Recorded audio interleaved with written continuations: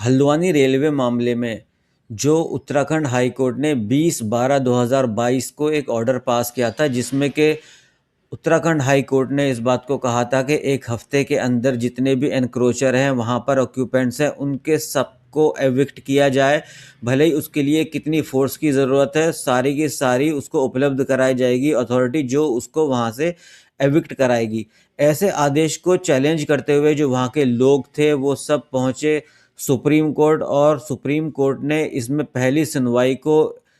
Interim protection दिया कि फ़िलहाल ऐसे लोगों को एविक्ट नहीं किया जाएगा।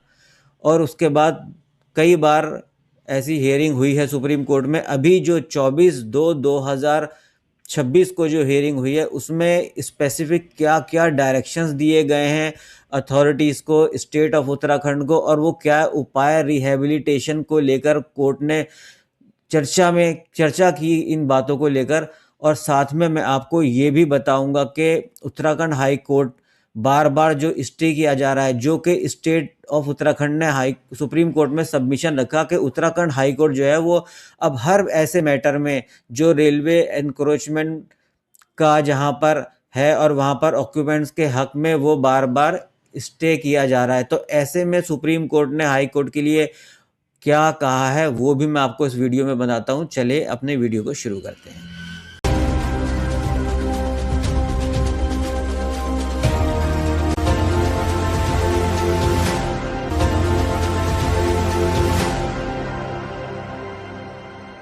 तो ऐसी बेदखली की जो कार्रवाई है वो हल्द्वानी रेलवे प्रोजेक्ट को लेकर 2007 के करीब शुरू हुई थी। और जब ये कार्रवाई शुरू हुई तो मल्टीपल लिटिगेशंस कोर्ट में फाइल हुए, जो आज के दौर में भी, आज की डेट में भी अदालतों में पेंडिंग चल रहे हैं। तो ऐसे मामले में जब मामला हाई कोर्ट पहुंचा था और हाई कोर्ट ने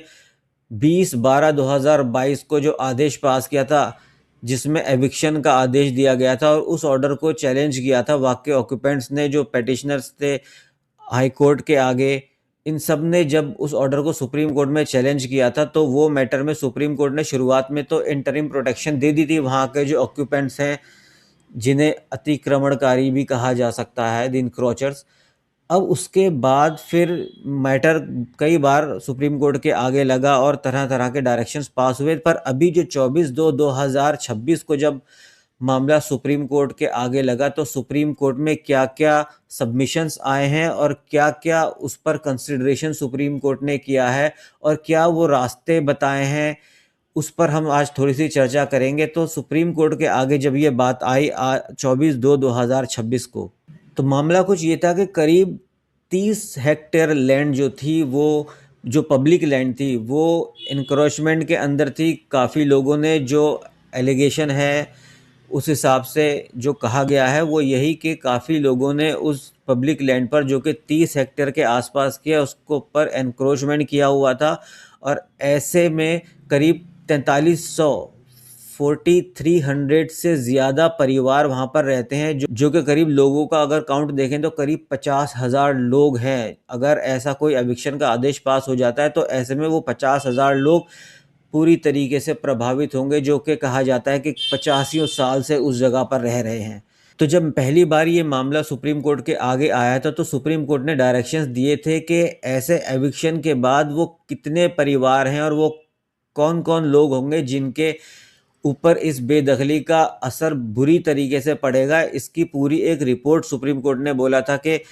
कोर्ट में पेश की जाए, और साथ में ये भी बोला था कि उनके पुनर्वास की क्या योजना है। अब इतना आसान तो नहीं है ना कि 50,000 लोगों को एकदम, जो करीब 4300 परिवार हैं, उनको सिर्फ एक आदेश के बाद एक हफ्ते के अंदर ही सबको बिल्कुल बेदखल रोड पर ला दिया जाए, जो कि 50 साल से अपना वहाँ रहने का क्लेम कर रहे हैं।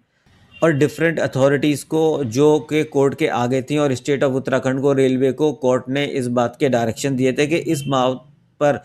एक पूरी रिपोर्ट बनाकर कोर्ट के आगे पेश की जाए, ताकि कोर्ट इस बात को प्रॉपर तरीके से कंसीडर कर सके कि उसमें कितने लोगों पर क्या असर पड़ने वाला है, और उसको लेकर आगे चल के उनको रिहैबिलिटेशन के लिए उनके लिए क्या सरकार ने योजना बना रखी है, या ऐसा क्या योजना कोई बनाई जा सकती है। क्योंकि काफ़ी सारे लोग हैं जो कि पूरी तरीके से बेघर होने की कगार पर पहुंच जाएंगे अगर ऐसे आदेश का एकदम पालन कर दिया जाए।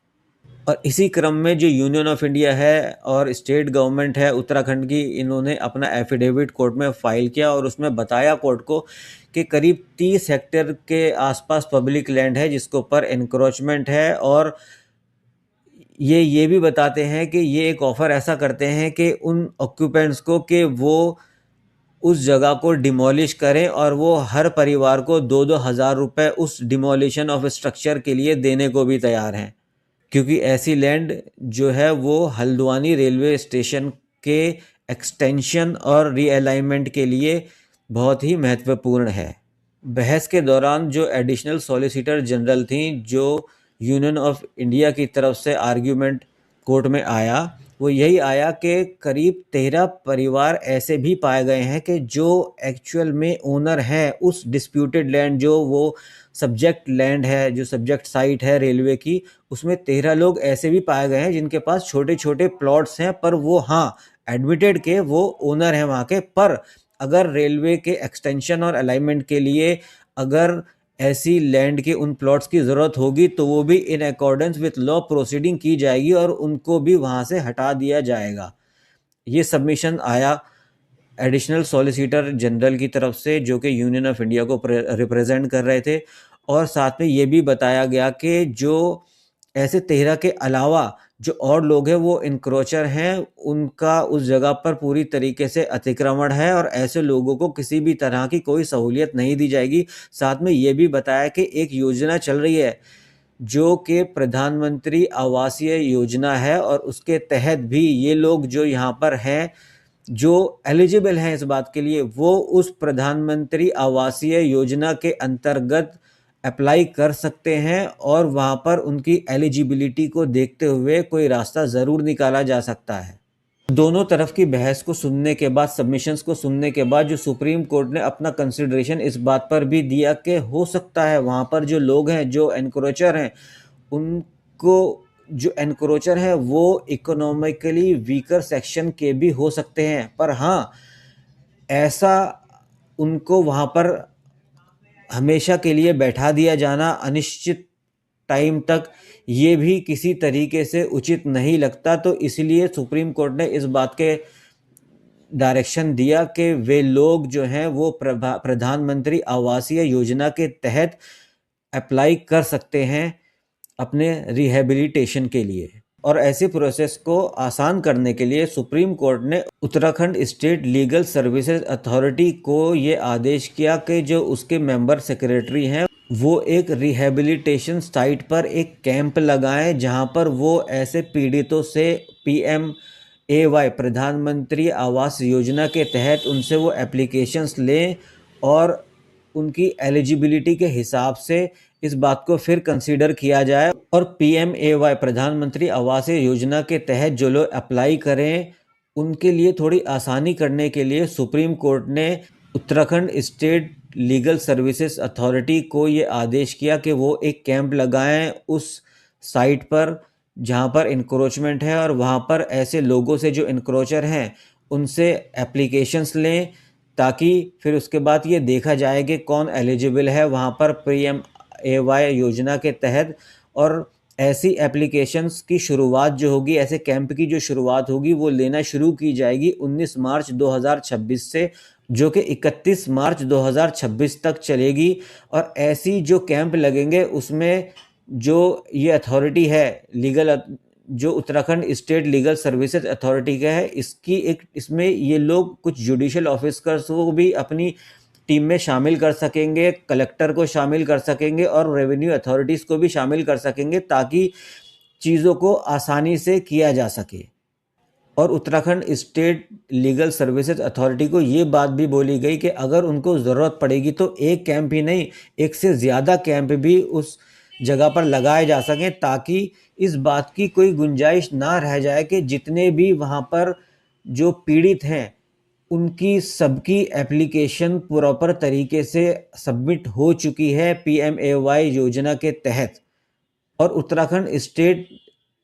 लीगल सर्विसेज अथॉरिटी को ये बात भी कहा गया कि वो जो सोशल एक्टिविस्ट होते हैं लोकल के, और जो काउंसलर हैं, डोमेन एक्सपर्ट्स हैं, उन लोगों की भी सहायता ली जा सके ताकि वो डोर टू डोर एक अभियान चलाकर लोगों को इस बात का बता सकें कि पीएमएवाई में वो जब अप्लाई करेंगे उनको उसमें क्या सुविधा मिलेगी, क्या वो तरीका होगा, कौन एलिजिबल होगा, कौन नहीं होगा, और उससे जो ऐसे पीड़ित लोग होंगे उनको उससे क्या सुविधा मिलेगी। और Uttarakhand state legal services authority को ये भी डायरेक्शन दिए गए हैं कि ऐसी एक रिपोर्ट सुप्रीम कोर्ट के आगे भी फाइल की जाएगी जिसमें ये बताया जाएगा कि ऐसे कौन कौन लोग एलिजिबल हैं उस पीएमएवाई योजना के लिए, और उनकी जो इकोनॉमिक कंडीशंस हैं वो साथ में भी मेंशन की जाएगी। जो सोशियो इकोनॉमिक कंडीशंस हैं ऐसे एनक्रोचर्स की, ऐसे पीड़ित की जो अभी वहाँ पर रह रहे हैं और जिनका अगर एविक्शन के बाद रिहैबिलिटेशन की व्यवस्था के लिए जो पीएमएवाई के योजना के तहत जो वो अपनी एप्लीकेशंस उनके आगे सबमिट करेंगे, जो कैंप्स लगेंगे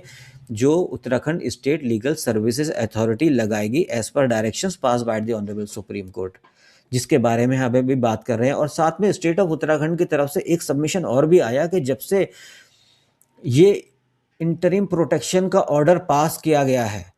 तो ऐसे में अब जो भी इलीगल ऑक्यूपेंट्स वहाँ पर हैं, अगर उनके खिलाफ भी कोई कार्रवाई की जा रही है तो वे लोग इस स्टे का, इस इंटरिम प्रोटेक्शन का आधार लेकर हाई कोर्ट जा रहे हैं और हाई कोर्ट उस बेसिस पर